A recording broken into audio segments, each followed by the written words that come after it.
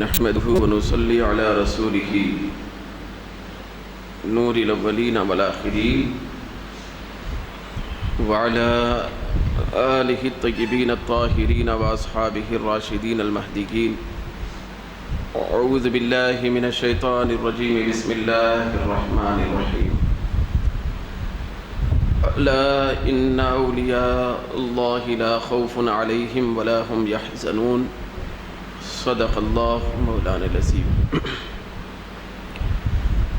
جمیع حاضرین مکرم، قابل قدر بزرگوں، محترم اور مکرم رفیق اور ساتھیوں،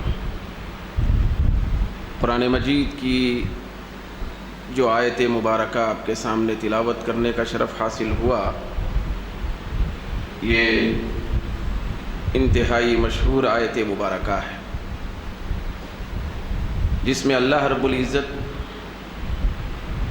اپنے خاص دوستوں پھر اپنے خاص ولیوں کا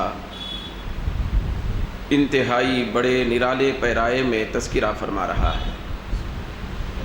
چنانچہ فرماتا ہے کہ خبردار، بے شک اللہ کے اولیاء یعنی اللہ کے دوستوں کو نہ کوئی خوف ہوتا ہے نہ وہ غمگین ہوتے ہیں. دنیا کے اندر ہم جیسے لوگ بہت سارے اوقات پر، بلکہ گاہے بگاہے مختلف اوقات میں کسی نہ کسی خوف کا شکار ہوتے ہیں. پھر یہ انسانی فطرت ہے کہ اس کو کوئی نقصان ہو جائے تو اس کے اوپر غم بھی طاری ہو جاتا ہے. بھئی ایسا معلوم ہوتا ہے کہ ہم جیسے لوگ خوف اور غم دونوں کے درمیان میں یہ زندگی کا سفر طے کر رہے ہیں. کبھی خوف، کبھی غم، کبھی ڈر، کبھی رنج، یہ ہم کو ہر قدم پر بعض وقت ستاتے رہتا ہے. بے خوفی کی زندگی نہ دولت والوں کے پاس ہے، نہ علم والوں کے پاس ہے، نہ طاقت والوں کے پاس ہے، نہ سلطنت والوں کے پاس. بے خوفی نہیں، خوف. اگر کوئی وقت کا بادشاہ بھی ہے، بادشاہ سے بڑھ کے روئے زمین پر دنیا کے اعتبار سے کوئی اور عہدہ اور منصب تو نہیں ہے. اگر کوئی بادشاہ بھی ہے تو اس کے اوپر بھی خوف طاری ہے کہ کہیں میری بادشاہت کو ختم کرنے والا کوئی پیدا نہ ہو جائے. ایک زمانے میں فرعون تھا. وہ فرعون اپنے آپ کو بادشاہ ہی نہیں کہلواتا تھا، بلکہ معاذ اللہ ثم معاذ اللہ وہ اپنے آپ کو رب کہلواتا تھا. قرآن مجید میں اس کو بیان کیا گیا کہ وہ کہتا تھا کہ انا ربکم الاعلی، کہ اے لوگو میں تمہارا چھوٹا موٹا رب نہیں بلکہ بڑا رب. مگر اس کے اوپر بھی خوف طاری تھا. تو خوف طاری ہونے کی وجہ سے وہ ہر پیدا ہونے والے بچے کو ذبح کرتا تھا. قرآن مجید میں سورۃ البقرہ میں پہلے پارے میں آیا بھئی اللہ نے فرمایا یذبحون ابناءکم ویستحیون نساءکم.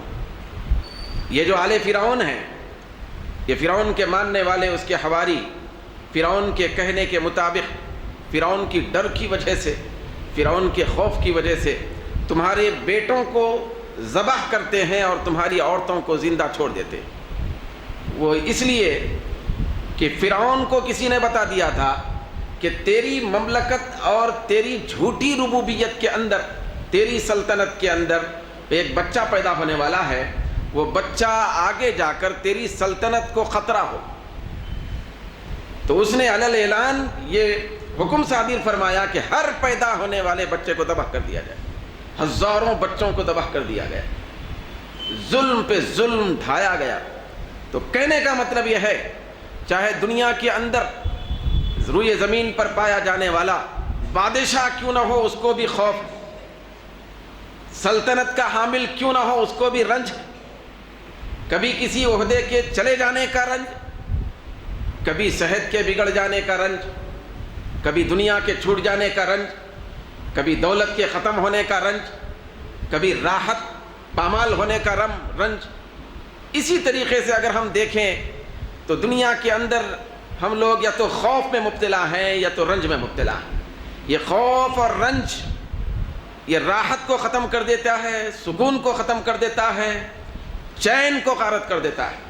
مگر دوستو، پروردگار عالم نے قرآن مجید میں بیان فرمایا کہ اسی روئے زمین پر چلنے پھرنے والے کچھ اللہ کے ایسے بندے بھی ہوتے ہیں، اسی سرزمین پر سانس لینے والے کچھ اللہ تعالیٰ کے خاص بندے ایسے ہوتے ہیں کہ اللہ نے خود ان کے بارے میں بیان فرمایا کہ میرے ان خاص بندوں کو نہ خوف ہوتا ہے نہ رنج ہوتا ہے۔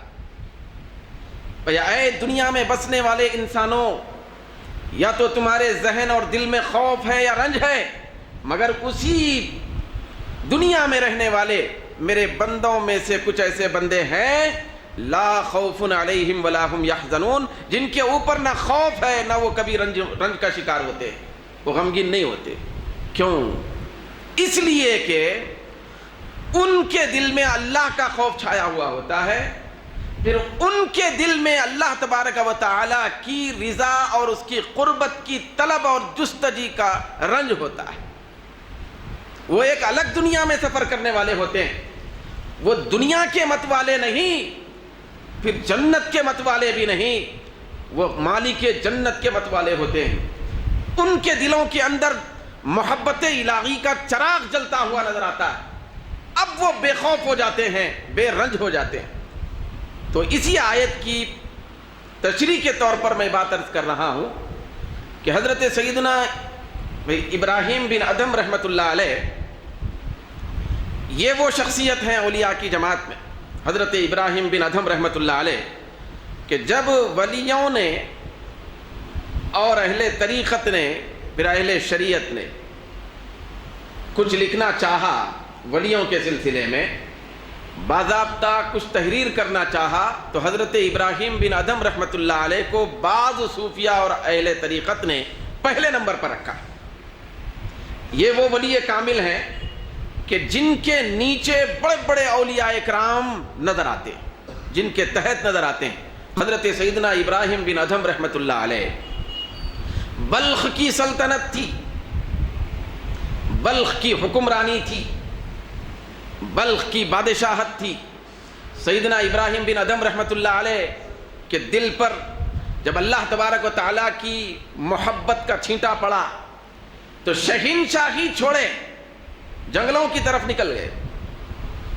ایک موقع پر دریائے دجلہ کے کنارے پہ بیٹھے اور کنارے پہ بیٹھ کر اپنے پھٹے ہوئے خبا کو اور جبے کو سوئی سے سی رہے ہیں، تو اس راستے سے بلخ کا ایک شخص گزرنے لگا، جس بلخ کے یہ شہنشاہ تھے، جس بلخ کی حکمرانی کی باغ ڈور ان کے ہاتھ میں تھی۔ اب وہ گزرنے لگا اور ٹھہر کر غور کر کے دیکھنے لگا، ایک وقت میں شاہ بلخ تھا، سلطنت بلخ کا حامل اور حکمراں تھا، ایک آبرو کے اشارے پر سلطنت ڈر جاتی تھی اور کانپ جاتی تھی۔ کیسی اس کی عقل مارے گئی کہ یہ اتنی خاصی اچھی خاصی سلطنت اور حکومت چھوڑ کر فقیرانہ لباس میں اپنے پیون لگاتے ہوئے یہاں دریا کے کنارے بیٹھا ہوا ہے، اس کی عقل ہی چلی گئی تھی۔ اتنی بڑی سلطنت کوئی بیوقوفی چھوڑ سکتا ہے؟ وہ کھڑے رہ کے غور سے دیکھنے لگا کہ آپ اپنے قبا اور جبے کو سی رہے ہیں اور پیون لگا رہے ہیں۔ اس کے بعد اس سے رہا نہ گیا، پھر عرض کرنے لگا کہ اے ابراہیم، کتنی اچھی سلطنت تھی، اس کو چھوڑ کر آپ یہ فقیرانہ لباس میں اپنے لباس کو پیون لگاتے ہوئے ریت میں بیٹھے ہیں اور دریا کے کنارے زندگی گزار رہے ہیں۔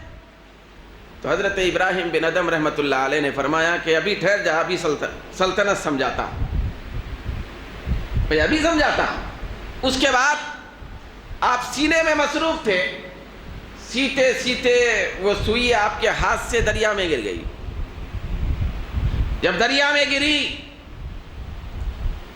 کپڑے سینا باقی تھا، پیون کا لگایا جانا باقی تھا، دریا میں جب سوئی گری، حضرت ابراہیم بن ادھم رحمۃ اللہ علیہ قربت الہی اور محبت الہی کے ایسے جام پی چکے تھے، پھر اللہ تبارک و تعالیٰ کی رضا کے ایسے جام انہوں نے اپنے دل میں اور اپنے دماغ میں اور اپنے قلب میں اور اپنی روح میں داخل کر لیے تھے کہ سوئی جب دریا میں گری تو آپ لبے دریا کھڑے رہ کر دریا کو آواز دینے لگے کہ اے دریا میری گری ہوئی سوئی واپس کر دے۔ تو دیکھنے والی آنکھ نے دیکھا کہ اس دریا کی ساری مچھلیوں نے سونے کی سوئیاں اپنے منہوں میں لے کر حضرت ابراہیم بن ادم رحمۃ اللہ علیہ کی خدمت میں حاضر ہو گئے کہ میری سوئی لے لیجیے۔ یہ بات دیکھ کر وہ حیرت میں پڑ گیا، وہ کہنے لگا یہ کیا ہے؟ تو حضرت ابراہیم بن ادم رحمۃ اللہ علیہ نے مسکرا کر پوچھا وہ سلطنت بہتر تھی یا یہ سلطنت بہتر؟ وہ حکومت بہتر تھی یا یہ حکومت بہتر ہے؟ اے دوست، میں سلطنت کو نہیں چھوڑا، میں حکومت کو نہیں چھوڑا، میں چھوٹی سلطنت سے بڑی سلطنت میں آیا ہوں۔ جب کوئی بندہ اللہ سے لو لگا دیتا ہے، محبت الہی کے جام پی لیتا ہے، تو دریا اور سمندر بھی اس کی خدمت کے لیے اپنے سینے کو چیر دیتے۔ یہ سلطنت بہتر ہے۔ تو وہ بے ساختہ یہ کہتے ہوئے آگے بڑھنے لگا کہ واقعی آپ عقل مند ہیں، آپ کے جیسا عقل مند میں نے نہیں دیکھا۔ یقیناً دنیا پہ مرنا، دنیا کی دولت اور شہنشاہی اور حکومت پر اترانا یہ بے وقوفی ہے، پھر اللہ تبارک و تعالیٰ کی رضا کے جام پینے کے لیے آگے بڑھ جانا، محبت الہی سے اپنے سینے کو منور کرنا، قربت الہی کے مزے لوٹنا، یہ حقیقت میں ہوشیاری، دانش مندی اور عقل مندی۔ تو اس طرح اگر ہم دیکھیں اس آیت کی تفسیر کی روشنی میں، تشریح کی روشنی میں، بے شمار واقعات بھئی اولیاء اکرام کے، پھر اللہ کے دوستوں کے نظر آتے ہیں۔ اب یہ ہوا کیسے؟ ایک سوال پیدا ہوتا ہے۔ بھئی آج کا دنیا کا ذہن تو پوچھتے رہتا ہے، بھئی ایسی چیزوں کے انکار کرنے والے بھی بہت ہیں، ایسا کیسے ہو گیا؟ ہر مچھلی بھئی اپنے منہ میں سوئی کی سونے کی سوئی پکڑ کر کیسے حاضر ہو گئی؟ تو دوستو، ولی کے معنی اگر سمجھیں تو ولی کی عظمت سمجھ میں آ جاتی ہے۔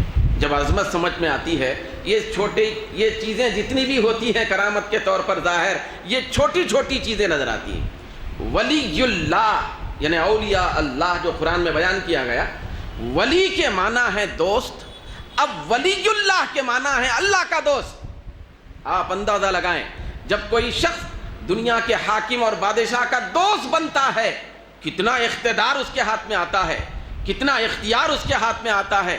وہ بادشاہ کو مشورے دینے والا مشیر اگر بن جائے، کتنا زیادہ وہ کر و فر کی زندگی گزارتا ہے، اور اس کے آرڈر پر دنیا کا اقتدار زیر و زبر ہو جا سکتا ہے۔ اب دنیا کے بادشاہ کا دوست بن جائے تو وہ صاحب اقتدار ہوتا ہے، تو یہ تو اللہ کا دوست بن جائے اور احکم الحاکمین کا دوست بن جائے تو وہ بندہ اپنے ہاتھ میں کتنا اقتدار رکھتا ہوگا۔ یہ سب اللہ کی دوستی کے مظاہر ہیں یہ اللہ کی دوستی کے مظاہر ہیں۔ حضرت سیدنا ذوالنون مصری رحمۃ اللہ علیہ، نون کہتے ہیں موتی کو، ذوالنون کے معنی ہوتے ہیں موتی والا۔ یہ بھی اولیاء اکرام کی صف میں پہلی صف کے ولی کامل حضرت سیدنا ذوالنون مصری رحمۃ اللہ علیہ۔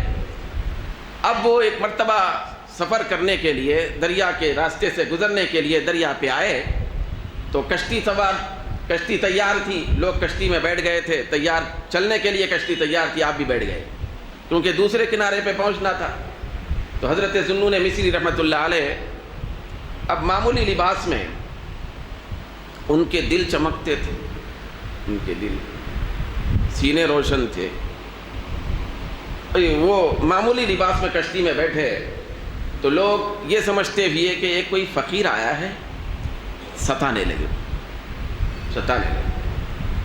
کیونکہ حدیث شریف میں آیا کہ اللہ کے کچھ خاص ایسے بندے بھی ہوتے ہیں کہ جن کا معاملہ اللہ سے اتنا زیادہ مضبوط تر ہوتا ہے کہ ان کے کپڑے میلے کچیلے بھی ہوتے ہیں، پھر بعض وقت ان کے بال پراگندہ ہوتے ہیں، پھر ان کے ظاہر کا عالم یہ ہوتا ہے کہ اگر وہ کسی آدمی کے گھر کے دروازے کے سامنے سے گزرے تو لوگ ان کو دھکے دے کے وہاں سے نکالنے پہ مجبور ہو جاتے ہیں ان کے ظاہر کو دیکھ کر، لیکن اللہ کے ساتھ ان کی روح، ان کا دل، ان کا دماغ ایسا مضبوط طور پہ وابستہ ہو جاتا ہے، رابطہ محبت الہی میں اتنے مستغرق ہوتے ہیں۔ سرکار دو عالم نے فرمایا ان کے اس ظاہر کے باوجود اگر وہ کسی ناممکن کام پر قسم کھا لیں، اے اللہ یہ ناممکن کام ہونا ہے، تو اللہ تعالیٰ ان کی لاج رکھتے ہوئے ناممکن کو ممکن بنا دیتا ہے۔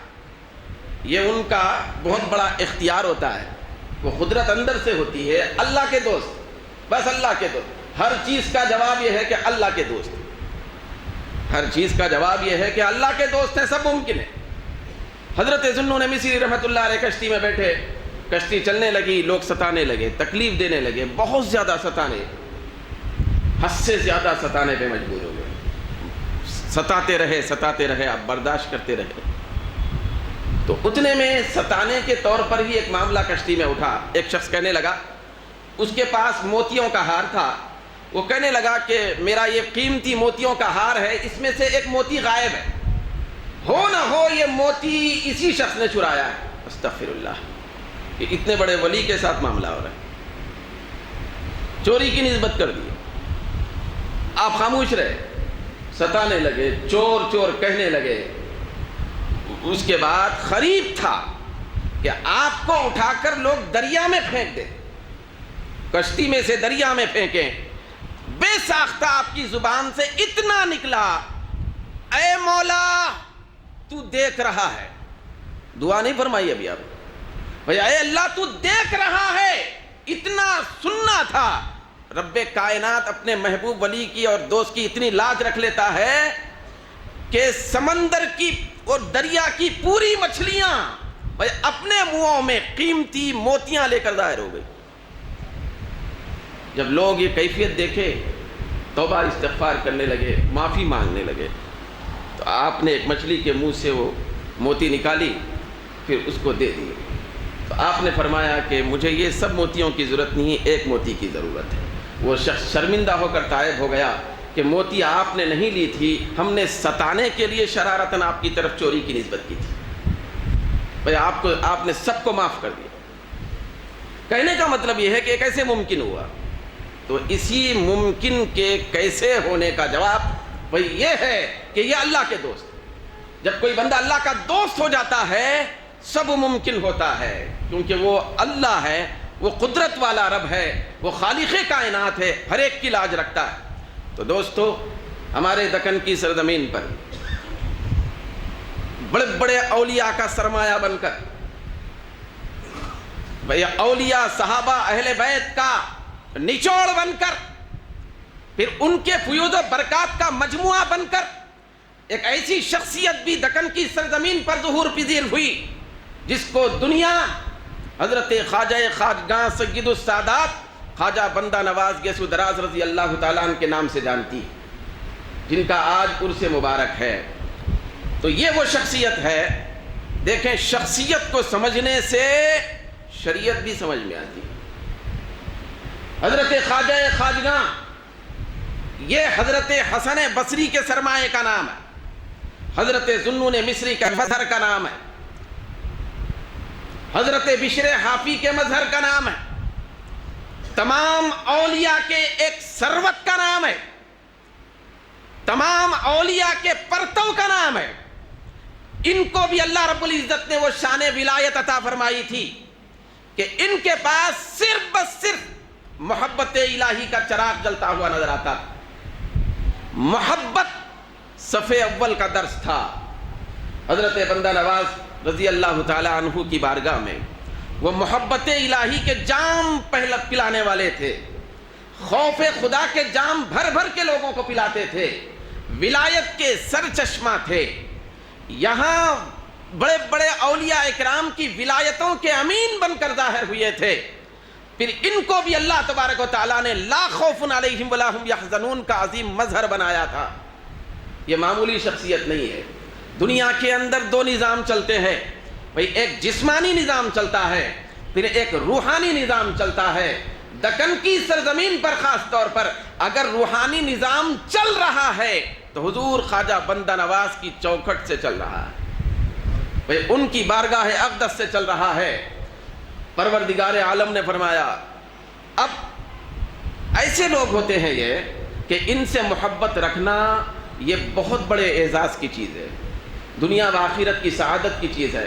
متفق علیہ حدیث عرض کر رہا ہوں، بخاری اور مسلم میں حدیث آئی، حضرت عبداللہ بن مسعود رضی اللہ تعالی عنہ راوی ہیں، ایک شخص حضور کی بارگاہ میں حاضر ہوا، پھر حاضر ہو کے عرض کرنے لگا کہ یا رسول اللہ کیف تقول فی رجل احب قوما ولم یلحق بہم، یا رسول اللہ ایک عقدہ ہے اس کو حل کر دیجئے، وہ یہ ہے کہ آپ کا خیال کیا ہے اس آدمی کے بارے میں جو کسی اللہ کی خاص قوم سے محبت کر رہا ہے، بھئی اللہ کے نیک بندوں سے محبت کر رہا ہے، حالانکہ وہ ان کے ساتھ ملا نہیں ہے۔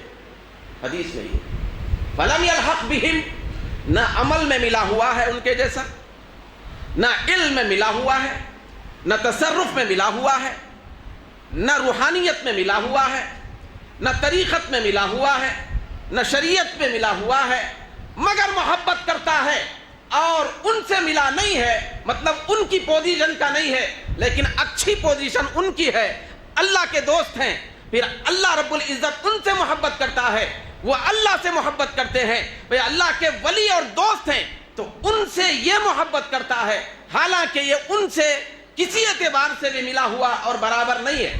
کیا معاملہ ہے؟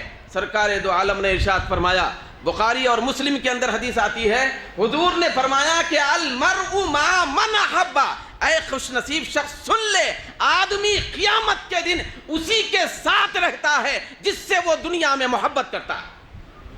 اگر کوئی آدمی اللہ کے ولی سے محبت کرے ولیوں کے ساتھ رہتا ہے، اگر غوثوں سے محبت ہو جائے غوثوں کے ساتھ ہوتا ہے، صدیقوں سے محبت ہو صدیقوں کے ساتھ ہوتا ہے، صالحین سے محبت ہو جائے صالحین کے ساتھ ہوتا ہے، نبیوں سے محبت ہو جائے نبیوں سے محبت ہو جائے تو نبیوں کے ساتھ اس کا حشر ہوتا ہے، اور سارے نبیوں کے سردار گنبد خضرا کے مکی سے محبت ہو جائے تو انہی کے قدموں میں جگہ ملتی ہے۔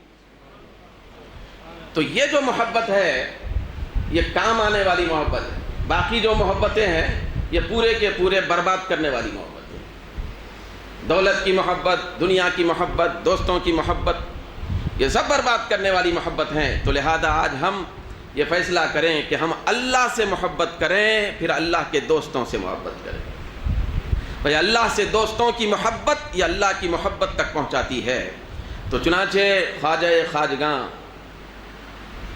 اور سرور اولیاء کاملین بھئی امین ولایت فی الدکن حضرت سید محمد خواجہ بندہ نواز گیسو دراز بلند پرواز رضی اللہ تعالیٰ عنہ کی محبت کا چراغ ہمیں چاہیے کہ ہم اپنے دلوں میں جلائیں، تاکہ اس محبت کے ذریعے سے ہمارے دل میں سرکار مدینہ کی محبت کا چراغ بھی مکمل طور پر روشن ہو جائے، پھر اللہ کی محبت کا ذریعہ بھی ہم کو مل جائے۔ پروردگار عالم ہم سب کو سرکار بندہ نواز کی پیاری تعلیمات پر عمل پیرا ہونے کی توفیق عطا فرمائے۔ وما علینا الا البلاغ۔